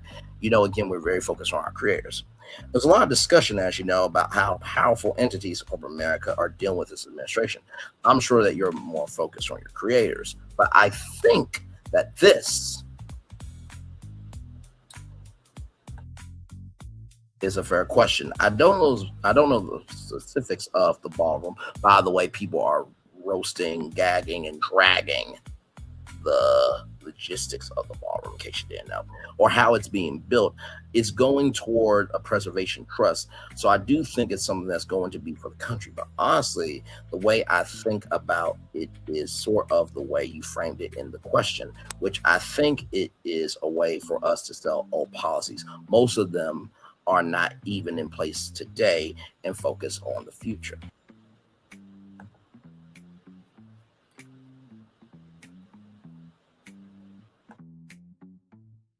Something I'm hearing from you, I think it's very true, is that the culture has changed and you have changed your policies along with that. There's a lot of reporting around what those changes at YouTube are. I'm wondering how something now gets taken down. What exactly are the community guidelines that get breached? Is it about the amount of time someone's saying something or the impact of what they're saying? Very good questions. It really breaks down into a few things. First is, as I said, clarity around the principles. And the core principle here, which again goes back to the very early days of YouTube, hashtag broadcast yourself, is that we're an open platform and we stand for free speech. That's a stance we've taken. We got criticized on both sides of the aisle constantly.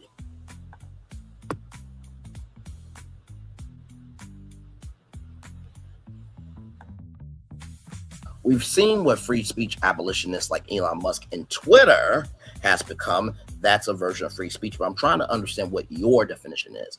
I guess what I'm saying is that it starts with the principles. We try to hold to this tenet of free speech. So then the question is, how do you write a set of community guidelines that reflect it to the best of our ability? And I always say that's the hard work. That's the job. And the best we can do there is to write them and be transparent about them and do our best to live up to what we actually publish. We are going to get criticized on either side because everyone's going to be happy, because not everyone rather is going to be happy about where that line is drawn. I will agree and disagree. It's not that lines can't be drawn, right? It's about understanding that right is right and wrong is wrong. It's about understanding that just because those big content creators make you money doesn't mean that the ones that are rising up don't matter. But most of all, you cannot have a rising tide that lifts all boats if you're not investing in a current for that tide to rise. Let me say that on the big screen 2 more times. You cannot have a rising tide that lifts all boats if you're not making a current for that tide to rise. You cannot have a rising tide lifting all those boats in terms of free speech if you're not recognizing the different factions, the different sectors, and the different entities that are trying to have a voice, and you're not putting anything in that current to make that rising tide lift all those boats. back to the interview there.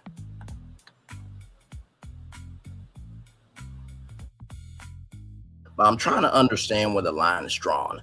Let's take an example. Candace Owens. She has 5 million followers on your platform and growing. Right now, she has a multi-part series on conspiracy theories around Erica Kirk, the widow of Charlie Kirk.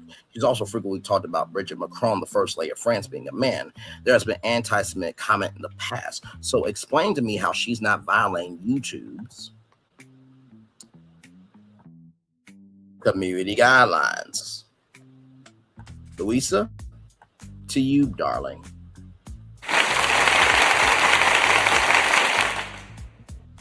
Two more times. One more time.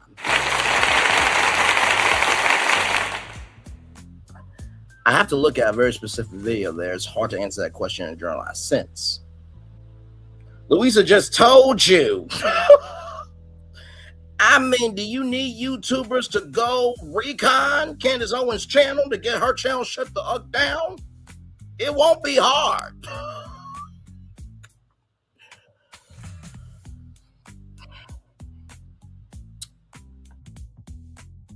The decisions we make are video by video, and we're able to do that at scale because of the investment in our systems and the people that we have. What I will say is that we do have guidelines around hate speech or harassment. We have guidelines around making sure that kids are protected on the platform around consumer fraud. In general, we try to allow the broadest spectrum of speech as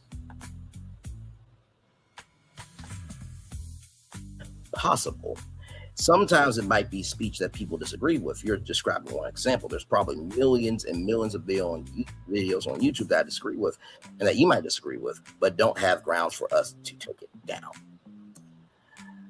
Well, let me just say this. I'm sure if Candace Owens talked about your kids, Neal Mohan, or your wife or any family member or friend that you have, I'm sure her channel will be gone.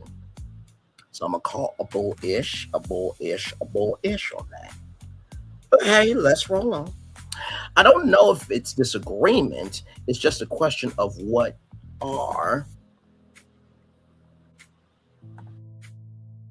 facts, what is truth, what is fair, and what is the responsibility of a platform like YouTube to elevate those things and not things that are unfair, untrue, and possibly damaging. Each one of the channels on our platform, the New York Times channel, the interview channel, you have the editorial standards that you live by, and they are certainly different across the various channels. Our job is to have a set of rules and guidelines. Every channel will draw a different line in terms of what they think is appropriate. That's why I did that live talking about content creators versus journalists. Journalists, they go out, they do the groundwork, they verify, they contextualize, bring together from A to Z and all the points in between, and then give us a story as it is. Content creators, they take the story, right? And they talk to you about the magnitude of the story, and they amplify why it has a weight to the culture. So journalists broadcast what people could be curious about. Content creators showcase what people are embracing. Journalists showcase what people could be curious about. Content creators reflect what people embrace. Broadcasters and journalists, they showcase what people could be curious about. Content creators reflect what people embrace. Let's keep going.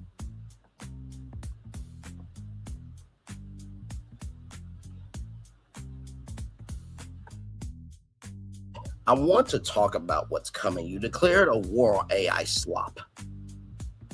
Now everybody's doing AI slop because Phil Mecker,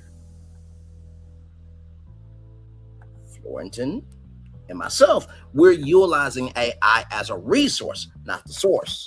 We're utilizing AI as a resource, not the source. We're utilizing AI as a resource, not the source. Let's keep going. But you're also handling creator tools to use AI, but you're also handing creators rather tools to use AI. How do you distinguish between a creative AI video and slop? I don't think that this is a solved question by any means, and frankly, the rate at which AI is impacting all of our lives, the ground beneath that question is changing on a weekly basis, if not faster. But I have this very firm conviction that it will never replace human creativity.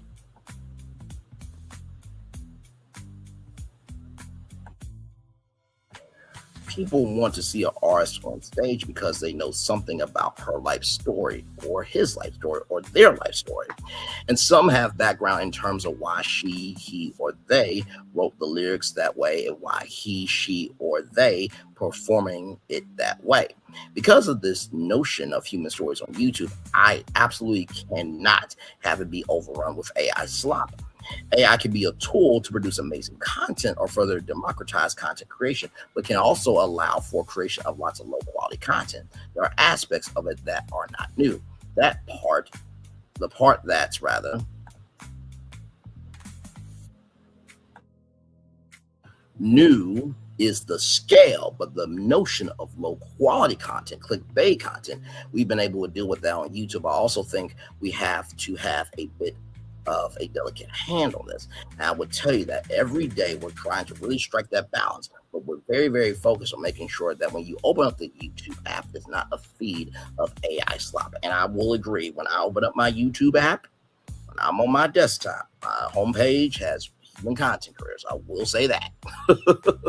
Let's keep going, shall we?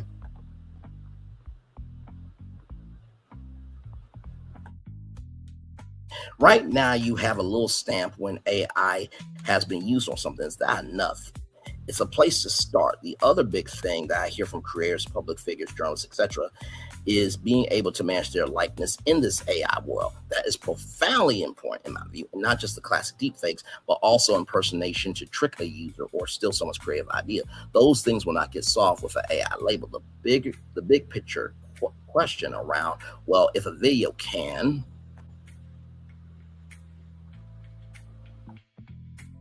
review a technology product, can an AI generate reviewer do that? Then who needs me? I really believe, I could be naive on this, that what shines through on YouTube is that human connection, what that person stands for. Just like in your case, people understand what the interview means. They know how Lou is going to approach it. And I don't just think that's going to get swapped by AI.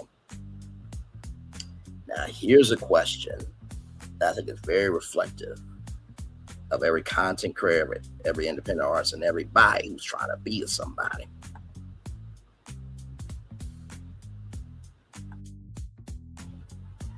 Can you promise me that there's not going to be a Lulu bot doing my job in 2 years? I'm not naive to the point of saying that there isn't going to be disruption, but to your core question of that replacement of that human creativity element, what people connect with on a service like YouTube, I just don't see I don't just see AI generation replacing the humans.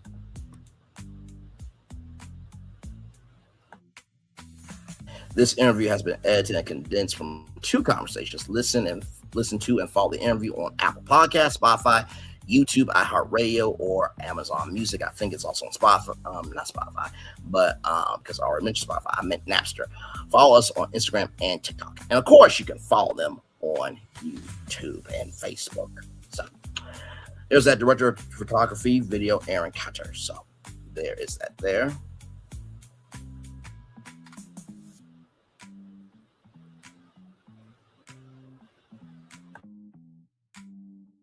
And I will read this here from Lua Garcia Navarro. As I told Mr. Mahone in this interview, as the parent of a teenager, an avid user on online media, I can sometimes feel rather like I'm standing alone against all the power of Silicon Valley, trying to curb the effects of our digital lives on my child and myself. In short, I have a deep respect and appreciation for the way YouTube is innovating and a deep curiosity over what their dominance means for our brains, our democracy. It's rare these days to be able to sit down with a powerful tech and media CEO and ask tough questions. I found Mr. Mahone was willing to engage on the thorny issues of our time. How has YouTube impacted your life, and how do you think it should moderate content? Please let me know all your thoughts in the comments.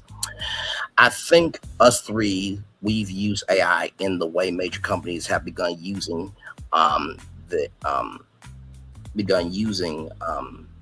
there since August. Have begun using it since August to benefit for the better part of all. It's a good resource when used correctly. Absolutely. And like I said too, when I think of Charlie and the Chocolate Factory, right? I think of that end scene of the Johnny Depp version where Charlie's dad had to come back to the factory because toothpaste machine. Everybody's building toothpaste machines. By the way, shout out to Toothpaste Millionaire. It's a kid's book, but it's a great book. Great book. That should be turned into a movie too. TV series. That should be a brand, the Toothpaste Millionaire or the Toothpaste Millionaire. That's that branded marketing promotion brand going on right there. But with that being said, while Hollywood is building these toothpaste machines of AI, myself, Phil, right there. Okay. You see, technology can be fun, right? Right there. Phil. Oh, hang on. Let me do this, right? Y'all can see we have fun over here. Right there. Okay, there we go. Right there. So Phil, y'all see my finger, and Florian right there, and myself, and everybody else. We are studying the toothpaste machines, so that way we could come back and be the legends that we are. With that being said, I'm gonna turn off Karen now because we done the whole show for over an hour. Yes, we have. Woo! Talk about breaking down a whole interview. Very well done to Louisa from the New York Times, and shout out to Neal Mohan for sitting down with her and giving that much. You know what I mean? So shout out to all of them for that. So Phil and Florian, and to everybody in the house, what did you think of my breakdown of the Neal Mohan interview with Louisa from the New York Times? What did you think about the articles that I found to supplement and to elevate and to amplify this conversation? And also, too, what did you think of my own content showcasing the diversity, equity, inclusion, belonging, and the connection that YouTube Studios could be a platform? So, speaking of which, a great example is a guy on YouTube who created a story. Park is a great example. Like, shout out to Creative Genius. Yes, shout out to Park Lore, the great content creator. You can go to parklore.com for that detail there. So I will let Phil and Florian give their final thoughts here, and then after that, I will give my final thoughts, and then that's it. That's all I got for you. 3 shows in one day, everybody. That's how we roll. That's how we get down. That is how we are about going to the higher that's waiting for us as a culture. Indeed, those maps are marvelous in itself. Yes, they are. Yes, they are. Yes, they are. Ooh, did I mention I did all that reviewing live? This wasn't taped. I just want everybody to know that. I know that my research and my due diligence and the vitality of my stamina seems like that. Wow, this really seems taped. No, it has the energy of that because I'm a content creator with a journalist soul. But this was done live. Now on the replay, it will be taped. Yes, indeed. So I'll let Phil and Florian give their final thoughts here. You did fine job, sir. Stellar job. Your diligence is always on point. Thank you, good sir. And like I said, I hope that this conversation really helps the creator economy. Anytime that I create content on the creator economy, anytime that I talk about YouTube or any updates to the entity of Creatorwood, right? it is really to help the platform. Now, sometimes I'm not the most articulate. Sometimes I gotta say what needs to be said. But it's always coming from a place of love, grace, and space of wanting us to win as a society, as a people, as a culture. Yes, indeed. Phil, any final thoughts from you, good sir, before I give my final thoughts? And then I am going to head on out of here because that literally is a show. I ain't got nothing else for you. I did the Daily Motivator during 6 o'clock show. So if you missed that, go back to the 6 o'clock show. From Married to Medicine and go right to the end. You'll know it when you see the Daily Motivator pop up on your screen. And that's it for me. So, like I said, the content that will be coming down the pipeline over here on our channel tomorrow night, 90 Day Fiance, the single life will be happening. That after show review will be happening live at 6 p.m. Eastern. And then at 8:30, we're pitching all new Pleasure Island for all of you. Cannot wait for you to see that.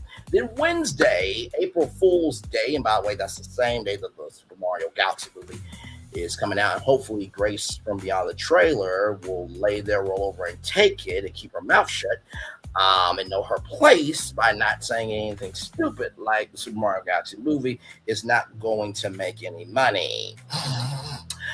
With that being said, on that Wednesday, April Fool's Day, we'll be talking about Nick Cannon and Melody Cherie Rogers. We're going to be talking about from a media point of view, a cultural point of view, and a relational point of view. And I always give love, grace, and space to every interview. But since we have to pick our own battles, or choose our own battles, or move about the battles we, enter, I wonder how, if anybody's going to tackle this one besides me. We'll get to that on Wednesday at 6 p.m. live right here on YouTube. And then on Thursday, me and Phil have a challenge, of course. Our good friend Florence in here loves Frozen Ever After, but we need originality back in the Disney parks. So on Thursday, which I normally don't go out on Thursdays unless there's something in the culture that needs to be talked about, or if there's something that I want to talk about with all of you, our virtual tour family here, me and Phil have a ride that I think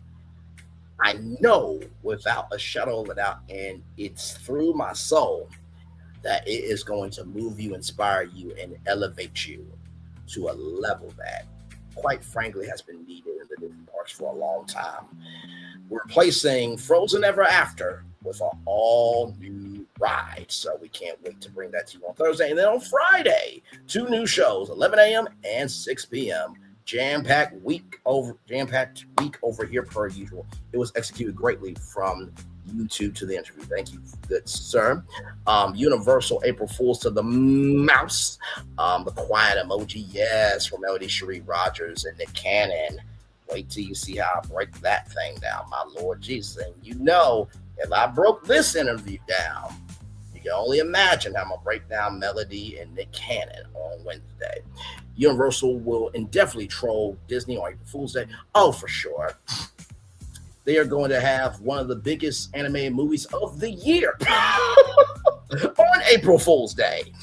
And that's not a joke. And the frozen emoji for Frozen Ever After. Well, y'all, my final thoughts here is I don't hate Neal. I don't have any shade or malice towards him. Although I do want YouTube to quit playing in content creator spaces.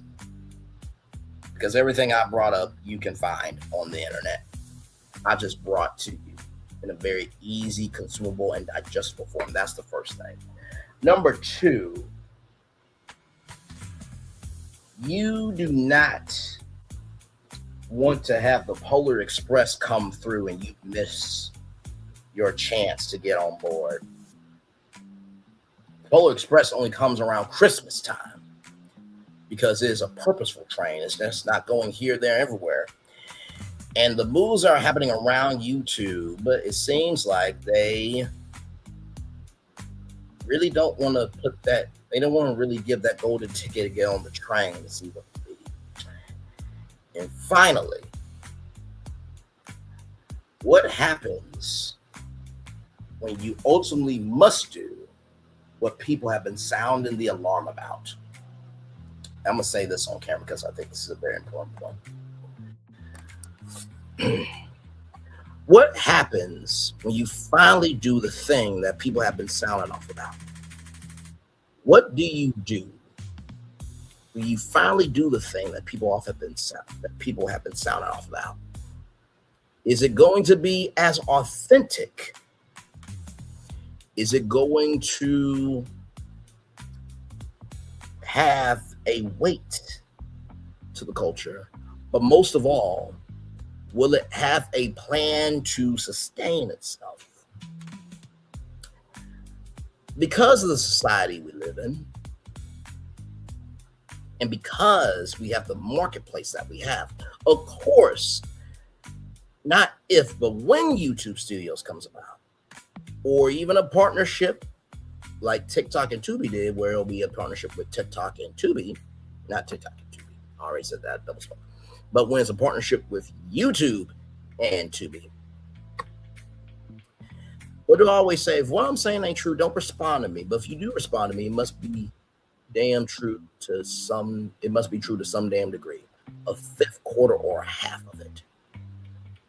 So just because it may take a while for something to finally be done that people sounded off about, doesn't mean that the energy of what they're sounding off about doesn't have any weight to it. What do I always tell y'all? If you understand the moves that are happening around you, you understand what you're seeing in front of you. If you understand the moves that are happening around you, you understand what you're seeing in front of you. If you understand the moves that are happening around you, you understand what you're seeing in front of you. Now, I just want YouTube and Google Know and Alphabet. I did not break into any servers at all. I do not know what is in your email inboxes, your Gmail box inboxes. And I certainly have not bugged any of your boardrooms. But here's the gag, darlings. The more you put out public information, the more I'm connecting the dots. Think about how deep that is. The more y'all put out public information, the more I'm connecting the dots. The more that y'all put out, rather, public information, the more that I'm connecting the dots. What happens when you connect all the dots? Makes a picture. Y'all are making dots to make a picture. I'm just adding the color. But here's where you're gonna get hot. You ready? You don't mind me connecting the dots. And you don't mind me filling in the coloring page. But what you cannot stand, what you won't, and what you will never stand for is me showcasing that colored page to the world. Because information is power. How you utilize that power can determine your rise or your demise. And with that being said, it's time for the best outro on YouTube. Yeah, Mario will make 1.5 billion to Hopper's 290 million. Now that's an April Fool's joke, and I do declare, yes, indeed it is. It's time for the best outro on YouTube. Know what you do and do what you know. Never say you weren't born special, because you were always born a blessing. Trust you may not be where you want to be, but by the end of it, you'll be where you need to be. Do what you've been chosen to do. Well, it's one thing to call yourself. It's nothing to be chosen. One love, much love, all love. I have spent time with you. You have spent time with me. Hopefully, I spend time together. We're great together. And always remember, we're doing radio, television, YouTube, living your best life. Or maybe you're just doing a live stream, putting in your resume to be the creative director of YouTube, the company itself, or YouTube Studios, or YouTube-tainment. Make sure the replay is not just right for you to watch it, not just right for you to listen to it, but for you want to experience it again. I love you. I value you. I embrace you. I'll always remember, or receive love, you gotta give it, or receive love, you gotta give it, or receive love, you gotta give it. Wherever obstacles you've overcome, where successes you have achieved upon this particular day, I'm extremely proud of you. And I really mean that too. But no one else is proud of you. Be proud of your damn self. Finally, y'all listen. Everything I said tonight was a prediction. Now, don't go try and finding people from YouTube on LinkedIn and contact them and give them this video and say, Braylon keep talking about YouTube studios. Y'all know what y'all doing. Da, da, da, da, da. You know what happens when you hashtag something? It goes to that sector of YouTube, social media. So believe me, this video is now in their algorithm. It may take a minute. Let me tell you something. Every tour I've done has always had purpose. Even though the purpose may not have been magnified to the biggest audience, doesn't mean it didn't have a purpose to be seen. I'm going to say that 2 more times. Just because the tour hasn't been seen to the magnification of how many people could have viewed it, doesn't mean that the tour didn't have purpose. Just because the tour was not magnified to the amount of people that could have seen it, doesn't mean it doesn't have a purpose. Because some tours come back around later on down the line when it's supposed to be time to talk about the weight of what that tour is all about. Commercial break and fireworks coming your way for the day that was, for the day that's come, for the blessings that are on the way for you, me, all of us, as a society, as a people, as a culture. I feel the love, and I send it right back to you. Good night, everybody.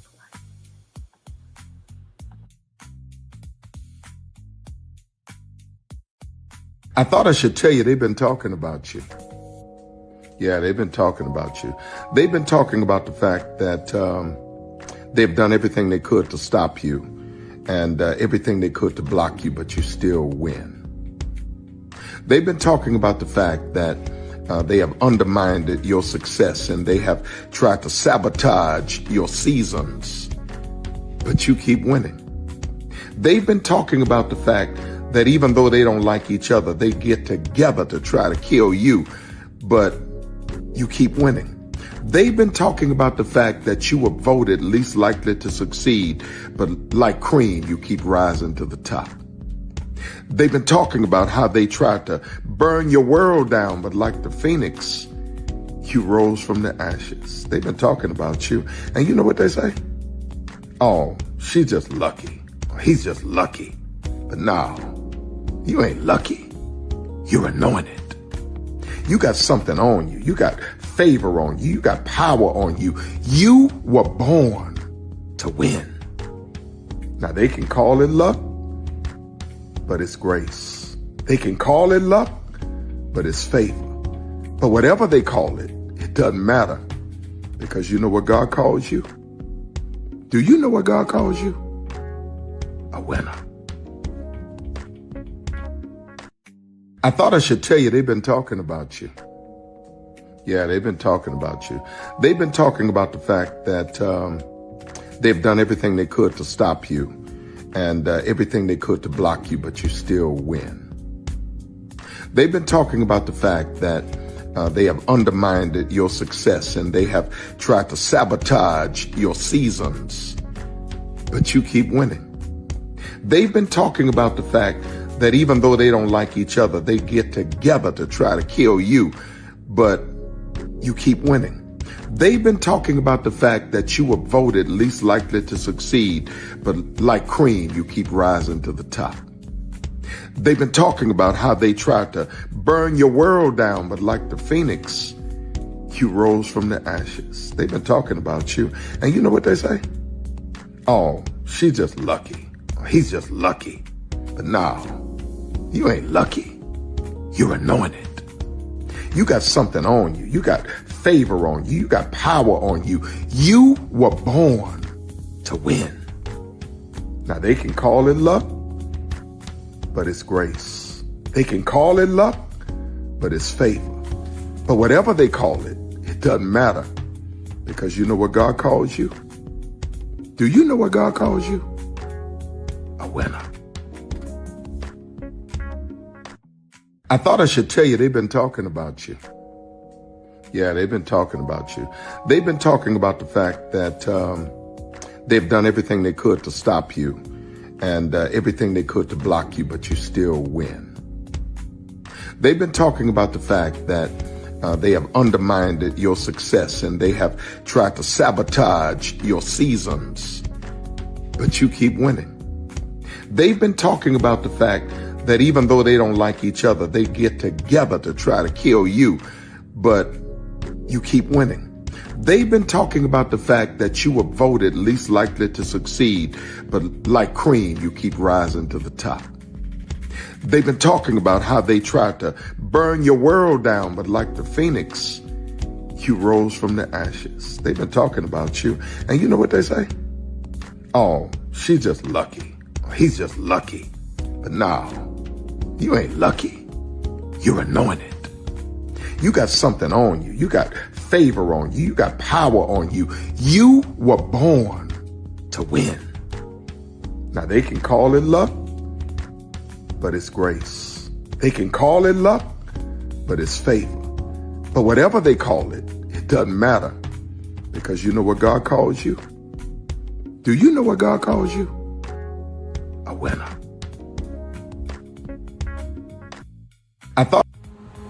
Good evening. My name is Mark Woodbury. I'm the chairman and CEO of Universal Destinations and Experiences. Well, we're finally here. Tomorrow we begin a new chapter at Universal Orlando Resort as we open Epic Universe.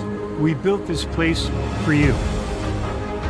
I want to thank you, our fans, for your love of our stories, characters, and immersive experiences that inspired this incredible place. Epic Universe represents over 8 years of meticulous planning, immense creativity, and innovation, combined with unmatched craftsmanship and operational excellence on the part of thousands of people who have brought to life the stories and characters that live beyond each of Epic's portals. But it represents so much more. Your love of Universal and the deep connections we shared together here in Orlando over the past 30 years inspired us to dream bigger and to push the boundaries to create something extraordinary for you and for generations of fans and families to come. And tomorrow, as we open Epic Universe, I can't wait for you to experience this place for yourself. Now it's your turn to step inside, to lose yourself, and to share this place with the ones you love most. As we open this park, we hope your world becomes a little more epic. Tomorrow, Epic Universe becomes yours.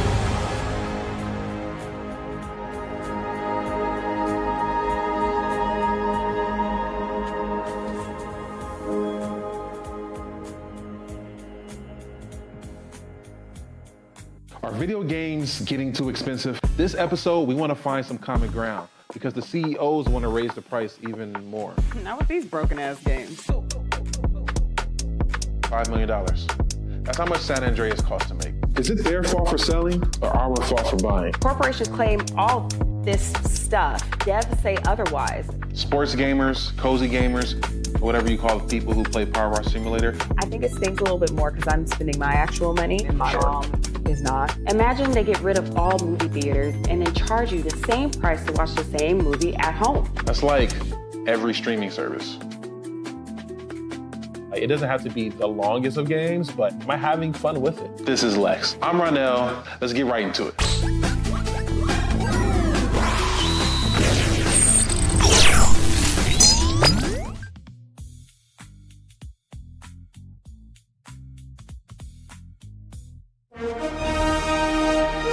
Prepare for a journey beyond imagination, beyond belief, beyond anything you've experienced before. Universal Epic Universe, a new theme park where you'll step through extraordinary portals to 5 immersive worlds.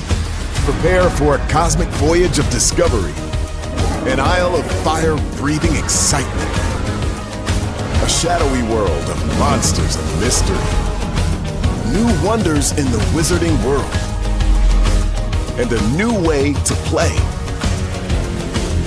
Plus the splendor of a magnificent resort hotel overlooking the park. It's all new excitement at Universal Orlando Resort. A week's worth of vacation thrills with 4 amazing theme parks, a variety of spectacular themed hotels, and incredible dining and entertainment. It's all at Universal Orlando Resort, where you'll find new adventures every day. Explore the astonishing worlds of Universal Epic Universe at Universal Orlando Resort. Because here's the thing, a good streamer can find other content. Because here's the thing, a good streamer can find other content. Because here's the thing, a good streamer can find other content. Because here's the thing, a good streamer can find other content. Because here's the thing, a good streamer can find other content. I've been moving on my own accord, covering Black culture. There is more to life. I heard that, friend. Braylon, shout out to Braylon. Make sure y'all go follow Braylon in case y'all haven't. I love your content. I have been moving on my own accord, covering Black culture. There is more to life. I heard that, friend. Braylon, shout out to Braylon. Make sure y'all go follow Braylon in case y'all haven't. I love your content. I have been moving on my own accord, covering Black culture. There is more to life. I heard that, friend.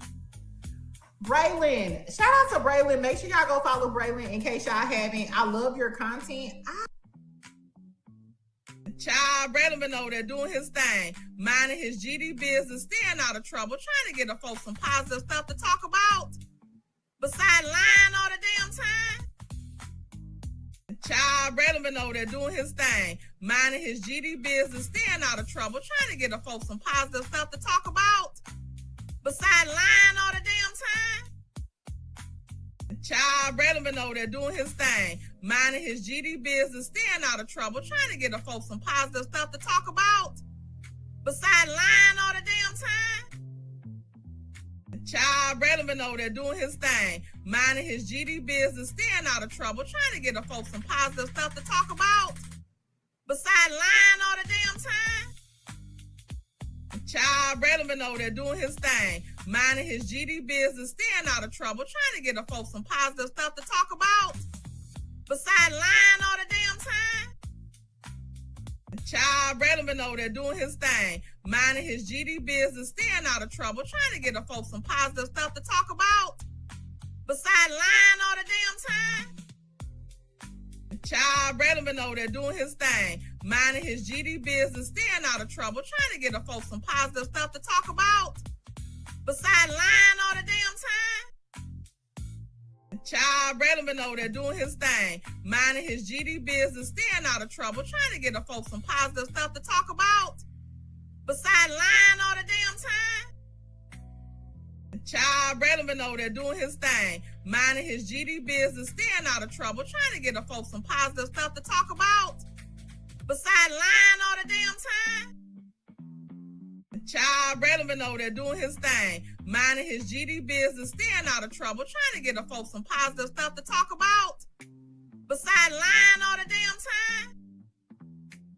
Child, Braylon been over there doing his thing, minding his GD business, staying out of trouble, trying to get the folks some positive stuff to talk about. Besides lying all the damn time. Child, Braylon been over there doing his thing, minding his GD business, staying out of trouble, trying to get the folks some positive stuff to talk about.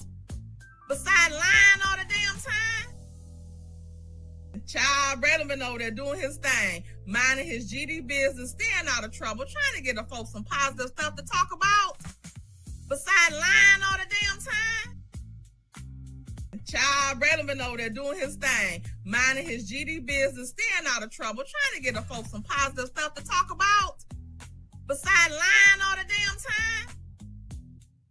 Child, Braylon been over there doing his thing, minding his GD business, staying out of trouble, trying to get the folks some positive stuff to talk about.